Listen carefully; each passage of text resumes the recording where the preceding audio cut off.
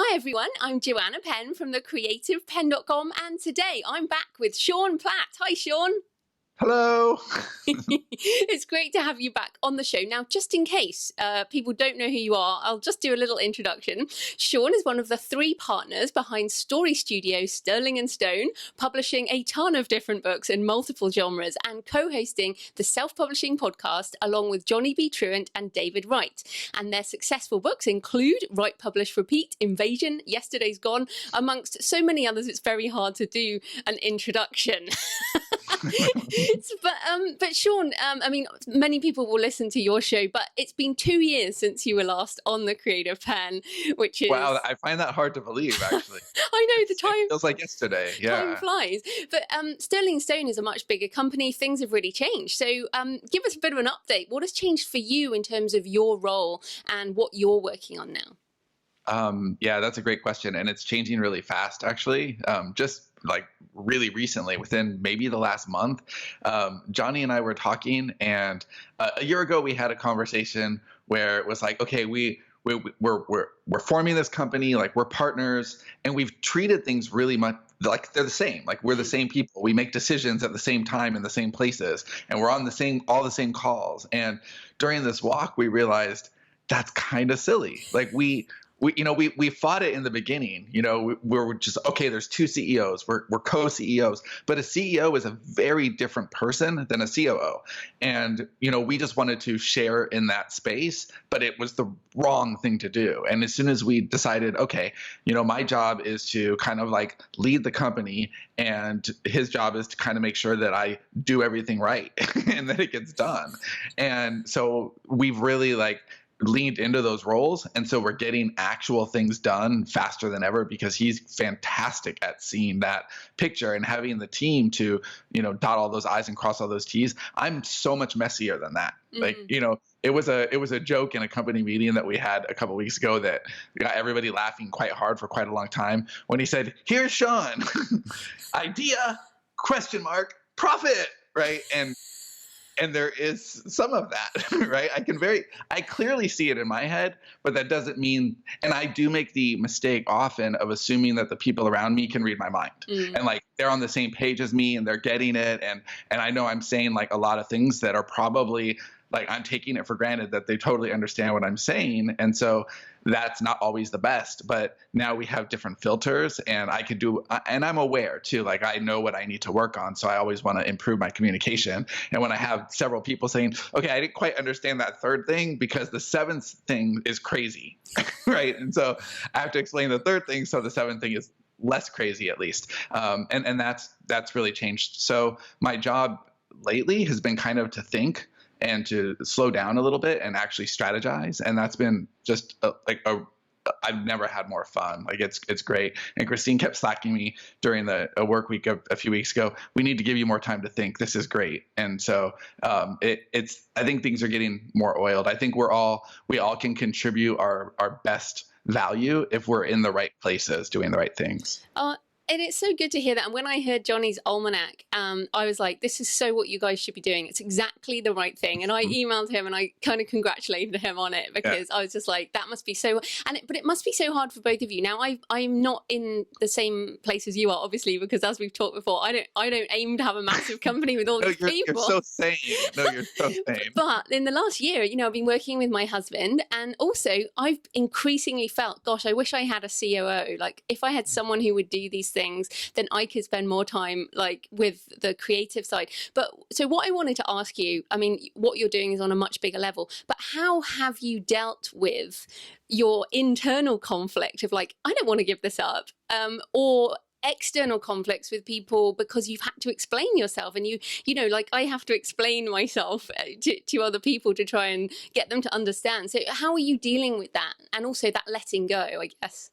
Yeah, those are really good questions. Okay, let's do letting go first, because I think that is hard. That is hard for creative people. It's hard. You built this thing, and you want to make it all better, right? But I really as much as I like that, and I do, I want to hold on to many of these things. In fact, my friend Danny, we were talking a couple of years ago, and he's like, you're really like, and Johnny said this for years too, like, you're touching every part of the company. Like, is that sustainable? Is that smart? It's right. Of course it's not. But I said, well, I like editing every word. Mm. Like, as long as it's my company, like, I want to have my fingers in the clay. Like, I want to be a part of what we're, even if my name isn't on it, my name's on it. And so, like, that's important to me. And so, it, but I'm doing those things now. Like, we are grooming things to where they can operate without me. And I think I'll always be a part of, Realm and Sands and Collective Inkwell. Like, I'm going to be intimately involved with every single page of those books forever, but there are other authors who could come on board and be a part of the Sterling and Stone ecosystem. And I think that we're really leaning into that. And so I love building the systems for that. That makes me really happy. And so it's not, I don't feel like it's a loss, because I feel like I'm filling the bucket with something else. Okay, now I'm going to get to go do these other things that I would have never had time to do.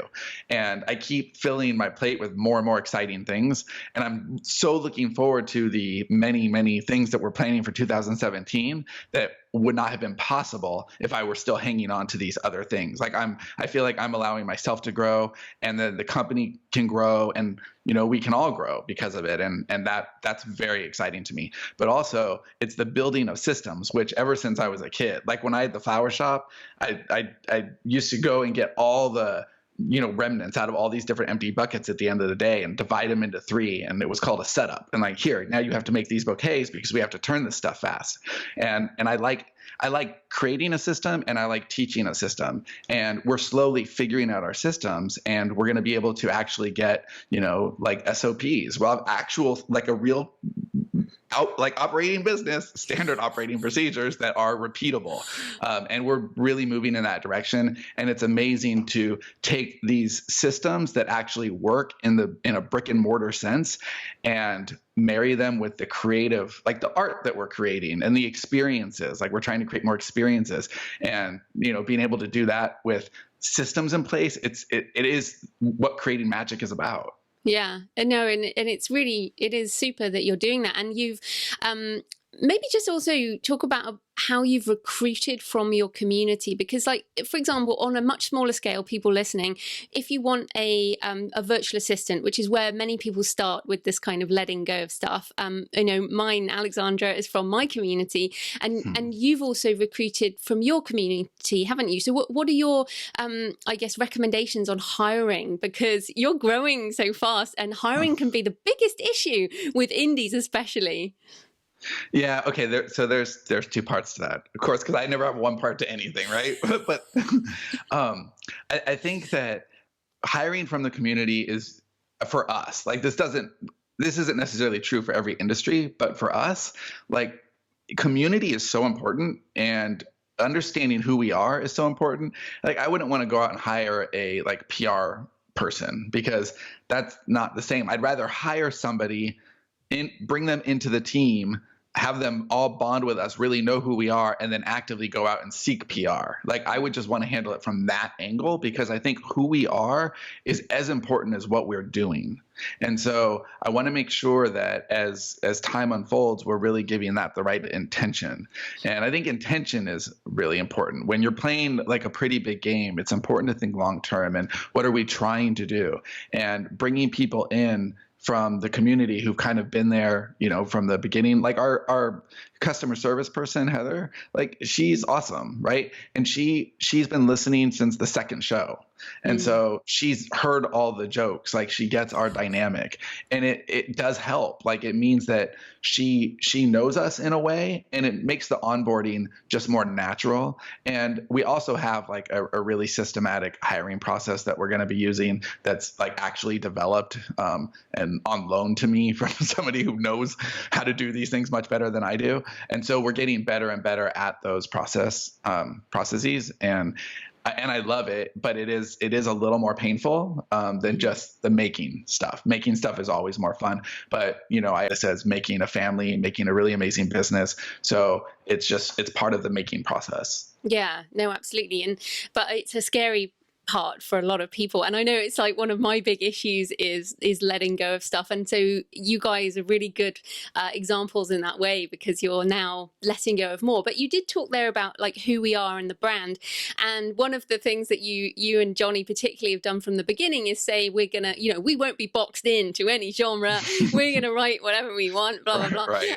So and now it looks like when you go to Sterling and Stone website, it is much more in imprints. Are you at the point where you wanted to be when you made that decision, as in you've now got these clear, and how do you recommend other authors go in terms of niching genre? Yeah, great questions.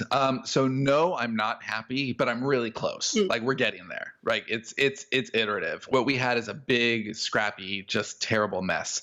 And Christine, who is like a godsend to the company for sure, because she speaks, it's exactly why bringing from the community makes so much sense, because she knows who we are inside and out. So when she's writing copy for us, like it does its job so much better than, any like copywriter out there. It doesn't matter how good a copywriter you are if you don't know your people, right? But the same person who is, writing the copy is spending time in the Facebook, right? Right. So the Facebook, I sound like my grandpa. He's in the Facebook.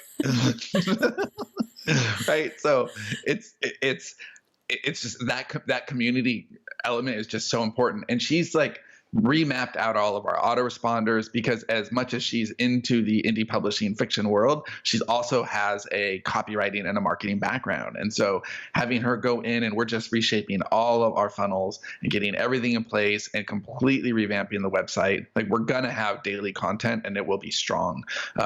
There's some stuff that's just too early to talk about publicly, that we're doing for next year with the blog that is very, very, very cool. But how does that, in terms of advice for other people around genre? Because I think So the biggest thing that we had to put into when we built the site was that right when you go there, it says, are you a reader or are you a writer? Right. And that is just so fundamental, because we do have two very different audiences that we're trying to send to the same destination. And that's kind of like suicide for any kind of like that's why I initiative. have two. Right. It is very, very difficult. So you just have to always think about the user journey. What is their experience? When they land on the page, what is the very first thing they see? And they have to immediately understand who you are. I totally feel your pain, because it is the exact same problem. Are people coming to you as Joanna, or are they coming to you as JF? Or, what order? And can you take one and convince them that the other is awesome also? And so it's a juggling act for sure. But I think you almost have to think of it as user interface, right? Like what is the customer journey? You have to know where people are coming in, so then you know where to send them. Now, when you have so much like we do, I think that the rules change, but I think that you actually have a fairly simple thing, because you have this kind of fiction or nonfiction. Right. So you could actually do a very simple parsing when somebody lands on your site and they go here or they go here. If you're a romance author, say, and you've got, like a few different genres, because a lot of romance authors do that, right? They want to write in a few different genres. Then do you like this? Do you like this? Do you like this? And then send people to that space. Right. Send them to, okay, I like paranormal romance. Then you click on there, and that's all the options that you get. And after you go through there, you can go to another part of the site, but you're being led there. So you're making sure you're just more aware of what your user is going to see at any given time, rather than just letting them blindly fumble about. And that's something that authors don't think about. Like they're not web designers, so they're not thinking about that. They're authors, and they're thinking about, I want my ideal reader to see all of these books at once and love me completely, and not have to make any decisions. No, I totally agree. Well, what's interesting, one of your imprints, so you've got sci-fi and you've got the Invasion series. Now you have said that is written to market, and it's done incredibly well financially. And I've had Chris Fox on the show talking about this type of stuff. So would you say this is the most successful book? And what are your tips for writing to market? And how does that differ to some of your other more, I guess, for love projects? Great questions always. Written to market, I think if you can crack the nut It is incredibly fun. So I love the way Invasion ends. I've said publicly it's not my favorite of our books before, because it's not. Like, it's not. Like, I like The Beam a lot more Yeah. in straight Me sci-fi. too. Yeah, right, right. It's better, but Invasion sells like 10, 20 times better. So, and it also, like, The Beam is 10 times harder to write. So you've got this project that takes 5 or 6 times the length of time, like, Invasion wrote very quickly. Like, I'm almost embarrassed to say how quickly we put the original Invasion together, considering what it's yielded. And so that's very attractive to have a couple of projects like that. And I'm not so snotty that's like, oh, I can only make stuff that's perfect. Not that Brits are all snotty, or even though that was a good Brit accent. No, it's terrible. Right. Okay. So it's like I just want to entertain people, and I'm smart enough to see at this point that there is like a direct relation to how awesome I think something is versus how commercial it is. And so I'm perfectly comfortable with that now. Like, okay, whatever, we're gonna, Invasion was very much written to market, and even with like kind of the wink, wink, nod, nod, keyword like titles for the whole entire series, right? Like, that, to us, we were baking marketing into our art, and that was a lot of fun. Now, since then, we've really leaned into it. So we want to make our prestige projects, and we are not going to tap the brakes on that. Like, that's really important to us. We'll hit at least one each year. And when we're all caught up and we've closed all of our boxes because we've opened too many, and once those are all closed, we'll have more of those because they are more creatively rewarding. But in the meantime, we're seeing how wide we can crack that nut. And we have several projects and several different genres that are very intentionally written to market that are coming out next year. And they're tremendously exciting. And so my advice is find something that you are excited about, because if I wasn't excited about these projects, I'd be kicking rocks. But like, every single one of them is just awesome. And we were able to do it by boxing ourselves into this very narrow constraints. Like, we were looking for very specific openings with which to write our books. Like, okay, this is our audience. This is exactly who we're going for. This is our genre and our subgenre. And we just made sure that we picked like ideas that really resonated with us, but used this little sample to pull from. And the projects that have resulted from that are a ton of fun to write, and they feel really commercial. They feel like our mantra was, we have to out invasion, and I think we're doing that. And so, but I don't think it's possible without enthusiasm. So I think people really need to not look for a vulnerability in the marketplace, but look for an area where there's opportunity, where they could write something that they're really passionate about. And I think as long as you handle writing to market that way, and that could be all you do. Like, there's no judgment at all. For me, I would want more variety than that. So I want to, do prestige projects that I care about mixed with that. But whatever, I think it's really fun, and I'm having a grand time writing to market.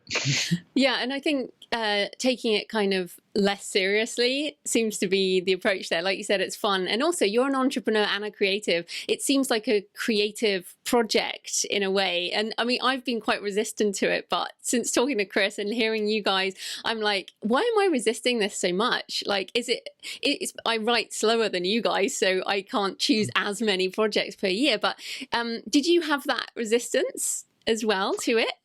No, I didn't, because I just saw it as fun. Yeah. And what's the worst that can happen? We wasted a few months, but we were kind of forced into it, which is interesting. So we've recently done this apprentice project, right? And so this is the books that I'm talking about are a result of that project, because we had put out these guidelines, like, okay, this is how we would structure. If we were trying to do Invasion with a lot of intention and we were writing to market, these are the rules that we would follow. And so we had this group of apprentices, and we had to set the example. And it was kind of funny, because there were several moments on a couple different projects where if it had just been us, if it had just been me and Johnny, for example, we would have been like, okay, that's good enough. Like, let's go. But because we had a live audience who is watching us, and we're like, no, we have to follow the rules. Like, it can't just be like, listen to what we say. Like, we have to follow the rules. And so we really forced ourselves into the box, and it was the best thing ever. Like, we ended up with the most complete outline we've ever had. And we really knew the story before we started, and we just had a really good time. We actually did this thing where we called it a table reading, and we took the beats and just like talked about the whole story start to finish. And so we really knew it when it was time to tell it. And that was fun. And it was born from playing the rules. So there was a little bit of resistance, but I think that because we had an audience, we couldn't succumb to it. Like, we were forced into following the rules, and it ended up making the art better and more fun to produce. And more money. Yeah, right. And I think these are really commercial ideas. Yeah, so, yeah. Fantastic. So you mentioned table reading there, and I've been to a few screenwriters conferences, and table reading is something that they often do with scripts. And you've been, you've announced you've sold your first screenplay, which is awesome. Yeah. Which, congratulations. And of course, you admitted it was quite a small sale. It was not like 7-figure Hello Hollywood. Oh yeah, no, I'm not adding a wing onto the house or anything. But it's done. Yeah, right? And it started. Yeah, and I think that's one of those things. It's like, what do I do after I write a book? Write another one, right? I'm not done. I'm not retiring from the screenplay business. But when you want to sell a screenplay, that's the first thing they ask you is, what else have you optioned? Yeah. So being able to have that door open, I think was good for us, and it was good for Justin Sloan, who was the partner on that first project. So it was just everybody wins, right? What have you learned? I mean, because I'm really interested. I've tried and failed a number of times to write my own screenplays from adapting my own work. So what have you found to be difficult about adaptation, or are you writing the story first as a screenplay from now on, for example? Yeah, no, I don't think I'm ready to write from scratch. Like, I will be someday, but right now we have so much inventory. Like, we have so many things that could be adapted. It doesn't make sense to go outside, right? Like, okay, because I always think, I would love to see that as a movie. I would love to see that as a movie. And there is something, I know this sounds silly, like this is more the artist than the businessman in me talking, but there is something beautiful about that transference. And when I'm done with the screenplay, it is a movie. Like, whether it gets made or not, it exists in this other medium, and I made that happen, and there's something magical about that. So just like, that's almost enough for me. Like, I mean, not quite, like, I'd rather sell it, but there is something very sweet about that process. And so I wish I had a little more time to do it. I was doing it real regularly, and I've totally pulled back just because there's so many other things going on. But I have a list of ones I want to hit. As far as what I've learned that you just have to do it. It's like writing. It's totally different. If you're expecting it to be the same at all, it's just not. I write fast, but I mean, I'll spend several minutes on every single page of, a screenplay, despite there only being a couple hundred words, right? It's a lot of thought, but it's an exercise, and it really does teach you. I mean, there's value in doing it because you learn, for sure. But I think it also makes you a better long form writer, because you're understanding how to truncate things, and you're understanding perspective and dialogue in ways that you just don't otherwise, but you're right there on the ground with it. So I feel like I got to be a better writer just by writing screenplays. So I think it's a great exercise, but it's also like, how much time in the day do you have? And like, okay, I'll just add writing a screenplay per quarter onto the list, right? Which I've actually done and failed. So, well, yeah, we haven't finished the list of the many things you're working on. So another thing that's happened this year is taking the nonfiction side of Sterling and Stone more seriously, which is really funny, because many people would have thought that you were already taking it seriously. I mean, you Write, Publish, Repeat is a bit older now, and you've got the podcast and everything. But what was the shift in your mindset around doing both genre, both fiction and nonfiction? Well, we always did both, but it was almost like we were very proudly, almost arrogantly, I would say, no, we're a fiction company, and like, we're not going to sell stuff. And, it's a little silly. Like, we did our event last year, and we even like proudly said, as long as it breaks even, we're fine, which, like, okay, awesome. Like, be a martyr, right? Like, but we did, and it was a really good event. But we did that to build community, but seeing how many people were there, just like, I love people who do the work. I love smart people who dig in and do the work. And we saw all those people doing the work, and it really touched me. And I do like to teach, but I'm a little resistant, and like Cindy's so happy right now because she's always encouraged me to teach. And, I was just like, oh yeah, but I'm so begrudging about it. So it's not that we were not taking it seriously, but it was like, there was a little bit of obligation there, right? Like, yes, this is something we do, especially, like last thing Dave wants to do half Fridays is get on the podcast, right? But he was very touched as well. Like it really did mean something to all of us. And I've just leaned in. And not only have I leaned into the idea of, yes, this audience is looking for education, and yes, I want to help create those things. And yes, as a company, we're going to be responsible for the direction, or at least some of the direction that the industry goes. Like I am actually at a point where not only am I comfortable stepping into that, I feel good about it. And I needed to feel it in my heart, because if I don't, then it's hard to get me to do anything I don't genuinely want to do. Now that I genuinely want to do it, I'm doing it, with my all. And I'm trying to think not just how can we create creative educational experiences, but how can we create experiences? Because I think you can learn without memory, but if you anchor learning with memory, I think it's crazy, crazy amazing. It's exponential. And so I want to create that type of experiential event. And that's what we want to do as a company, but we're figuring out what that means. But definitely not just, click here and you consume videos of information. Like, it's got to be something better than that. Yeah, and I think what's happened in the author space, I mean, I first didn't meet you, but knew of you back in the kind of copy blogger days, and Johnny 1.0. And I think what's just happened is that online education has reached the author audience. Like, I keep getting emails that say, how come everyone's creating courses? And it's like, they're not suddenly doing that. People have been doing this for years. Forever, yeah. It's just actually reached this industry now. So I think it's an interesting, maybe authors are a little bit behind technologically, but I think that's why it's happening. And I'm really glad that you guys are doubling down on that too. I also think from a business perspective, non-fiction income can be steadier, even though, like with fiction can be really hit and miss, can't it? Whereas non-fiction income can be a good steady baseline almost. Well, yeah, for sure. And I do love the idea that, okay, well, by positioning ourselves in this way. So I was talking recently about, everybody's launched something, everybody's launched something, but there's a direct correlation. When you launch something, people know your name. Like that's what happens, right? You get on the actual radar, and we've never really launched anything. Like, we've done like our Kickstarters twice, but we've never actually gone on the map and launched and got partners and all of that. And so this is a new space for us, right? And we came up in this space. I understand the space intimately. So there are a lot of things that I don't love about the way it all works.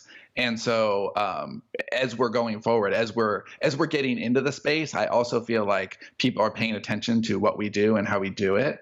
And I feel like it's our job not to just to create the best product that we can and the best experience that we can, but to kind of toy with the launch model and to see like what can be done differently, and because how can we market with manners, and how can we make sure that people like the right people are finding it and the right people are participating in the launch for the right reasons. And so I'm really excited about that too, because like we do that at Sterling and Stone. Marketing is part of our art. And so when we are creating our Story Sellers course for next year, the actual marketing of that will be part of what the experience we want people to take away and how we want people to look at the way we do things. No, absolutely. Now, already everyone's like, oh my goodness, you're doing so much. But one of the other things happening at Sterling and Stone is the development of Storyshop. Now, this is crazy, crazy stuff. So first of all, what is Storyshop? Yes, so Storyshop is our attempt to, originally it was our attempt to build like a cool, almost like an add-on to Scrivener, where you could have all these planning tools and then export it and work in a Scrivener, because that was where our head was at the time. When we were originally conceiving of Storyshop, we wrote in Scrivener and we were looking for ways to improve that experience and the pre-production process. But as happens with any idea, the more you like toy with it, the more it changes into something else. And this idea was always malleable. And now it's, we're actually rethinking what modern writing software should be. Because it's not, if we really look at out there, there's like planning tools and there's digital typewriters. Like that's pretty much it. But is there anything that's really rethought from ground zero? Like, what is the writing and publishing experience? Like, what should that be in the year 2016? It's different. And I feel like the tools that have been built so far are built on like preconceptions that are outdated. And so just rethinking that from the very, very like start of like, how would a toddler approach this, right? Like someone who doesn't know anything about the way it's been, and they're asking these questions. And so we started with a survey and we just asked all of our users, like, if you could have dream software, what would it be? And, we internally at the company had our ideas, and Seth we'd already marinated on all of those. But what we saw from the audience was a lot of crossover. And it's stuff that isn't available. And so we thought, how do we create this thing? And it's been kind of a nightmare because, like it's been harder. Like we barely hit beta when we said we would, and it went out and it was a little rough. But it was, it was a minimum viable product, and the clock hasn't started ticking on the backers who have their time. So it's all like, just use it for now. But then that we were going to build, it was originally planning tools that were going to be $10 a month. And then we thought, what we really need is actual writing software, because that's our biggest problem with Scrivener right now. Scrivener is an amazing tool. It's just a little outdated, and it was never meant to do the things that we're asking it to do. So it's not even fair. Like, we're asking it to please let us collaborate, but the way it syncs, it's just not always right. And there are issues, and we don't even know what's there. And anyway, it doesn't matter. We thought we would really love, our own tool. And so, Seth said, well, we could do it probably in a couple of years. Storyshop has to pay for itself and all of that. And then we just kind of took a really big gamble and said, you know what, we're just going to pay for Writer to be done ahead of time. Since everybody can use it, then it can be free. And, A, it's free for the wide community. But B, that gets a lot of people knowing about Storyshop. So it works too. So it's just a big gamble because we had to pay for that. And the Kickstarter money was all used to build the planner. So now we have to build this whole other piece to it out of pocket. And so there's like 9 developers working on it. And like, it's getting done. But yeah, it's been a whole thing, because once we realized that we're building Writer, it meant that Outliner had to be completely rebuilt because it used the same core structure and it would fundamentally change the way the planner behaved. So we had to rethink the whole thing and basically start over after we'd already reached beta for the first thing. So the good news is what is being built is amazing, and I've seen the prototypes and I love them, and I'm so happy and I can't wait. But the bad news is I'm refusing to give any dates because it just, like, I don't want to. I feel terrible that we have not delivered to the Kickstarter backers yet, and every day I'm like, okay, I hope this is the day. I hope this is the day. I'm going to know it's in a week. But I know they've been amazing. They've been super patient, and they keep telling Seth, high five, like, we know you're doing your best. But still, like, hey, it's a Kickstarter. Day. Which Kickstarter delivers on time? And never. Like, I had a desk. My desk I bought on Kickstarter. It was delivered the day before I moved. Yeah, I remember that story. But this, okay, so let's just be more specific. So there is the Storyshop Writer would be similar to a Scrivener writing. It'd be like Scrivener. Like Scrivener. Right. No, and then there's Planner or Plotter. Is that the same as plotting, or is that pre-production? Yeah, it's Planner, and Planner will have like places for stories and for your locations, for your outlines, for all of this. But it has a really interesting way of tagging things. So, you can use @ and hashtags. And then when you're writing in your actual outline, if you're a character in the story and it says @Johanna, you can click on that and a little drawer comes out and all their data is there. You can see how people have relationships with each other. the drawers slide out for whatever you're talking about, whether it's locations too. But then there's also things that you can label book parts. So let's say you're in the outline page, right? The way Storyshop works, it's just a blank page. So you just start writing, and anything you label a book part as part of your outline gets a little tag. And there's a little toggle switch up in the right-hand corner. And so when you're done with the outline, you click on that switch and it turns into your draft. And it will keep all of your book parts. And then the book parts become the rough draft that you work from. And when you're completely done writing that, you tick the toggle switch again, and it turns into publish. And then you can compile and do everything you need on that page, and then click publish and export it to Mobi or EPUB or PDF or whatever you need to. And it's gorgeous HTML. So it won't have any of the issues that, I don't know if you know about what's like on the looking sides. Yeah. So the HTML is really, really super clean. So we'll have beautiful, beautiful compiled books. Yeah. Oh no, that's what, okay. So going back to the pre-production bit, because I think the plotting, I mean, let's face it, people can write in Scrivener. They can, I'm using Vellum now to do my formatting, my ebook formatting because of that problem. I've heard amazing things about Vellum. Yeah, Vellum's pretty cool. So those two things are kind of covered. But the thing that with other tools, obviously having it all in one is very different. But the thing that really makes it stand out to me is this idea of the planning tool. So does that also have like genre tropes in? Like if people want to follow that right to market idea, will it have stuff like that? It absolutely will. It won't on launch. But it absolutely will. So there will be even buttons with like, hero's journey. So like you can click on hero's journey and it fills in, or, like romance, like has very specific, flow to it. So you click on romance, his perspective, romance, her perspective, or whatever. So yeah, over time. But the really cool thing about Storyshop too is we're building it in a way where the community will kind of dictate its direction. So eventually we're going to have a Storyshop marketplace, right? So let's say you love creating characters, but you hate writing, and there's somebody else who just loves writing, but oh my God, the world building can't stand it. There's a marketplace there. Somebody could sell their little packages. Here's a whole world that I built. Who wants, like the Dungeons and Dragons crowd, right? They love to build worlds, but they're not writers. But they could go sell a package for like $5,000, but it has 100 characters and like a whole world or whatever, right? So the community will help to drive that kind of thing. So whatever they're wanting as far as, okay, what are our planning tools going to be? We'll build that. Like we want to build really robust timeline stuff, blueprint makers. If you have like a haunted house, you could actually build the house out. That kind of stuff that just makes writing more enjoyable in the pre-production part. Yeah, super fun.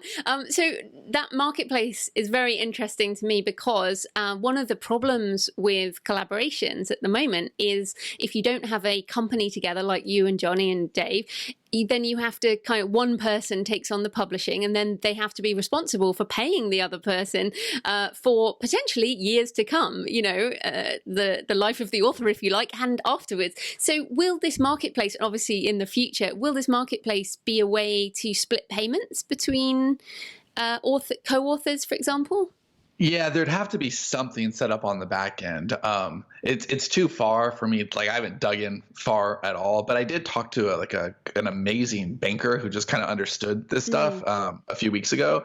And yeah, it's certainly possible. The model that I know exactly the model you're talking about, basically ACX for general purpose, right? Like, okay, it's basically a broker in the middle of two creatives. Like I can do this thing really well. I can do this thing really well. Okay, we'll take all the money and give you each your share. Yeah, something like that for our space, I think would be amazing. I definitely think it's a huge idea, and I think it's a moneymaker. And it's the kind of thing like I would love to consult on, but I don't think I'd want to build. Yeah, no, I keep thinking about, I'm like, God, there's definitely money in this, right. But yeah. It's like the dashboard that we've talked about. Like it's the same thing. And it's possible. Like we've talked, like once Storyshop is ticking, like there's a lot of other things we've talked about building with Seth, but who knows what the market needs. And I think as with everything we built, the common denominator is we always build things for ourselves, right? Like what will make the company better? What will make the company better? What will make the company stronger? And therefore trickle down to the community, because that's really important. Like what we learn, we broadcast. And so it's important to keep refilling that tank. So we don't want to say what date it's going to be available, but if people, is there a landing page people can go to have Yeah, of course. It's getstoryshop.com, and we're very, very close. Like we're really close. I can't say a date because oh my God. But yeah, we're very. If people are listening to this in mid 2017. Oh, it's out. If it's not out, then I'm probably I jumped onto a freeway or something. Because this is a really big project. I used to work in software testing. Yeah. I mean, this is like hell. I mean, there can be some nightmares there. So I really applaud you guys for taking on a project. I don't think you understood it, right? Before. No, I didn't understand it. I'm actually glad I didn't know. Yeah, you wouldn't do it. I wouldn't have done it. I would have said the same thing about like trying to sell the screenplay. It was, it was hard, and for the amount of money, it was just like, okay, awesome. But that's not why. Like, it's knowing your why, and that was what made the screenplay feel like a celebration, right? It was because my why was I want to sell a screenplay, right? So that was enough, and this is like we wanted to create this amazing thing, and like I'm so grateful for where it is in the process that I don't feel like I have the right to be upset, because we had this dream. We asked our community to believe in the dream. They did. And now we're making the dream and doing well enough and believing in ourselves enough to fund the rest of the way. And that's just like kind of a magical place to be. And I don't want to disrespect it by like, I wish it was done. Like, but yeah, we're having Scrivener issues right now too. So it's like, I wish it was done. But yeah, I'm as eager as anyone. Oh yeah, no, I'm a Kickstarter backer, so I'm looking forward to it. I think it's awesome. So, and we're almost done, but I wanted just to ask you, I mean, right at the beginning, you talked about plans for 2017, you talked about systems, and we've talked about software and all these other things. Do you think that what is happening with you guys is reflective of the, I guess, maturity of the indie space? Because what I see from the outside now is you guys are not behaving like indie authors. You're running a company. You're not indie authors. You're basically running a story studio, which is what you wanted. That was your ambition. Most people are not doing it this way. So is that a reflection of how the whole industry's changed, or what is your view of the indie market right now? Has it split into the professionals and the amateurs? Oh, that is a great question. No, I don't think it's split, but I think it's jello. I think it's constantly like moving. And I think that there are people who are taking it more professionally, but I also think there's constant waves of new people, right? And I think there's also people who are moving over from traditional and they're thinking, okay, well, I'm going to try that. I'm going to dip my toe because I keep reading these stories, right? And so they want to come over. And I think there's a definite natural evolution, but I do think that it's not just because it's the indie space, it's just because it's the internet space, right? And the way things tend to move. But I feel like more indie authors or more people creating art in whatever way, there's going to be less boundaries and more blurred lines. Like, so maybe, like my daughter loves Dan and Phil. Like she just loves them, right? And they've got their tour and they just wrote their book. And I think there's going to be, book people who do a lot on YouTube. And there's just going to be different ways that things are going to be more transmedia, right? We're going to create this franchise and okay, now it's a video game. And now I think that art is kind of just changing. Like, do you remember when Jewel wrote like her book of poetry and everybody laughed at her, right? Right. But she did. She published a book of poetry and she just kind of got like made fun of. And it's just like, I think that same artist now would have her songs on YouTube and she'd have a really devoted following. And then she would sell her book of poetry directly to her fans and it would be lauded. Like they would love it because it's not competing at a Barnes and Noble, like to random passerby. It's like, it's different. So I think people who wouldn't produce art or wouldn't produce a book before may be encouraged to produce their version of a book, or vice versa. Maybe an author who would never have picked up a guitar and like sung a few songs may do that because his devoted audience wants to see what else he can do. And he has a thing for lyrics. Maybe he doesn't have a great voice, so he never could have been a professional, but he can write a song and now selling directly to his people. So I just think that there's going to be more lateral thinking when it comes to like production and distribution. All right, we're just pushing you a little bit further. In 5 years' time, 10 years' time, are you a traditional publisher? Are you Penguin? Question. Yeah, no, I don't think so. I don't think so. And the reason why, and that is a great question, but first, I think that the idea of traditional has kind of changed. I don't think I could ever fit the definition of the old traditional. I also think what makes it different is that we're always going to be creating our own stuff. Like we're going to have we'll never make a lot of books. We'll always be boutique. Like we'll always be smaller. We'll be creating books that have an intention to be turned into film, or have a screenplay written, or have a video game attached, or it's specific reason or a specific author. We're always going to be creating our own stuff in-house first, right? So anyone who's part of the Sterling and Stone family can publish within that. And that's probably going to keep us pretty busy. If we took other authors in, it would be, case by case, but it would also have to fit into our larger library, where I think a traditional publisher is always just going to be looking for profitable books to publish. That's not what we're doing. We're building authors. We're building, and that's happening in the apprentice program right now. There's two different, Jamie and Christine are both writing like books for Sterling and Stone for the first time, and we're working with them using all of our company resources to shape those books. But that's their books.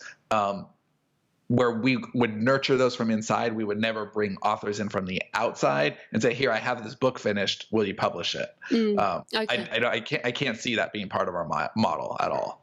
We're a story studio, not a publisher. Yeah, no, fair enough. I just, look at how far you've come in 5 years, and when I think where you could be in 5 years or 10 years, I think I'll be, I was thinking I might pitch you my screenplay or something. Well, see, but that's different because you know how relationship based we are, right? Yeah. So that's actually a good example of exactly what I'm talking about. Like, oh yeah, Joanna's, she's extended family, like of course, like because that's it. Like a traditional publisher wouldn't do things just because of extended family, but it's our story studio. We could do whatever we want, right? And I think that's it. It always has to feel like family. Like we are more serious business minded now than we were a year ago. And I think that's good. I don't think it's just good for us. I think it's good for the industry. I think we're going to do some really great things and shake it up. And, taking that responsibility is a good thing. But it's also, on one end where we are getting more professional, I also think it's important to be even tighter and as much of a family as we can and stand by that ethic. That is awesome. And of course, you were on the show 2 years ago, but you were on the show 2 years before that when you just put out Yesterday's Gone in a serial with Dave. And so I really want people listening to be encouraged by your journey and this is what's so great about podcasting, and putting our life out there. Like your almanac, I'm a total listener to the almanac. I love it. This sort of behind the scenes of what's going on. And people listening, life changes over 4 years, right? You set these intentions, you do the work, and stuff happens. Right. And even if it's not what you expect, it's always something. Like you're always moving forward. That's crazy to think that was, 2 years ago and then 2 years ago. And 2 years from now is a long time. Oh, but yeah. I do think 2018 is our year. Okay. Sure. Well, I want you back on the show end of 2018. And it would be so cool to see what's happened. I will be here, I promise. Excellent. So where can people find you and Storyshop and the books and the podcast and everything online? If you go to sterlingandstone.net, you can find pretty much everything there. You can find all the podcasts and stuff there. Storyshop, you should go to getstoryshop.com. Fantastic. Thanks so much for your time, Sean. That was great. Of course. Pleasure to be here. Thank you.